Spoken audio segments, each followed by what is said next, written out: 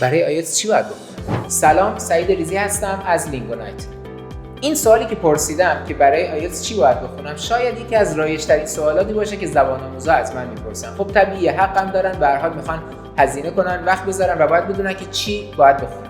ولی یه اشتباهی که خیلی از زبان آموزا میکنن اینه که خیلی گوشی هستن، به اصطلاح به هر استادی که یه چیزی میگه گوش میکنن. من تو ویدیوهای قبلی و توی دورم گفتم که مسیری که شما برای آیلتس باید طی کنید مثل اینکه میخواین از شهر A به شهر B برید. این شهر A به شهر B کلی مسیر میشه در واقع پیدا کرد که از اینجا به اینجا رفت، یعنی از شهر A به شهر B رفت، ولی ما همه رو امتحان نمی‌کنیم. وقتی من میخوام از شهر A به شهر B که مقصدم هست برم، یکی از شهرها رو بنا به نیاز خودم انتخاب میکنم، یکی از مسیرها رو در واقع و از اون میرم. حالا شهری که ممکنه که مسیری که ممکنه سرسبزتر باشه، مسیری که ممکنه کوتاه‌تر باشه، بیشتر بهم خوش بگذره، خلوت‌تر باشه، نمیدونم آزادراه باشه، هر کدوم از اینا رو من بر اساس نیاز خودم انتخاب میکنم. و وقتی وارد اون مسیر شدم دیگه من نمیگم برگردم خونه از اون مسیر برم، از مسیر دوم برم. شما وقتی که برای آیلتس میخواین شروع کنید به خوندن، کار مهمی که باید انجام بدید اینه که یک منبع قابل اعتماد پیدا کنید. منظورم یک استاد هست، زبان آموز نه، لطفاً این کارو انجام ندید. یک استاد که بتونه به صورت شخصی سازی برای شما پیام بده. ممکنه که برای شما برنامه بریزه، ممکنه شما توی سایت برید بگن که خب این کتاب مناسب آیلتس هست. نه، اون کتاب ممکنه مناسب شما نباشه، ولی وقتی شما تعیین سطح کنید با یه استاد، ممکنه استاد بگه که آقا رایتینگ شما بهتره، رایتینگ رو این مقدار ممکنه کمتر تمرین کنید، فعلا تمرکز بزنید روی اسپیکینگ، فعلا تمرکز بزنید روی این کتابی که اسپیکینگ رو تمرین کرده، بعد بیشتر تمرین داره.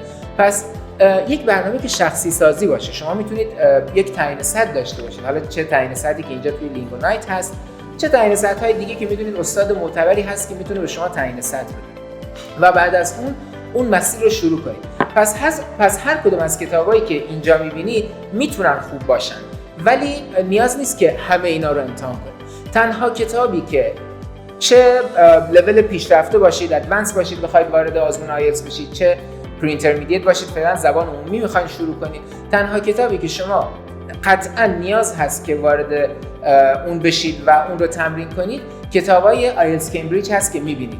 چرا؟ چون این کتاب‌ها دقیقاً تست‌های آتنتیک آزمون آیلتس هست. شما فکر کنید میخواید کنکور بدید، خب کنکورهای تألیفی زیاد است، کتاب‌های مختلف هستن، ولی شما همیشه کنکورهای سال قبل رو هم امتحان میدید که با نمونه سوالات واقعی آشنا بشید. توی آزمون آیلتس خیلی این خودش نشون میده، چون هزار آزمون شبیه سازی شده، حالا یه استاد برای خودش یه آزمون طراحی کرده هست، نمیشه روی اونها حساب کرد. تنها منبع رسمی ما کتابای آیلتس کمبریج هستن که از 1 تا 19 فعلا اومده، که حالا ما توصیه میکنیم از 5 به بعدش رو بزنید، چون قبلی‌ها خیلی شبیه به آزمون نیستن. پس تنها کتابی که هر روشی رو میخواین امتحان کنید، با هر استادی باید اون رو بخونید، این کتاب‌ها هستن. بقیه کتاب‌ها بستگی به استاد داره، بستگی به مسیر شما داره، بستگی به نقاط ضعف و قوت شما داره. موفق باشید.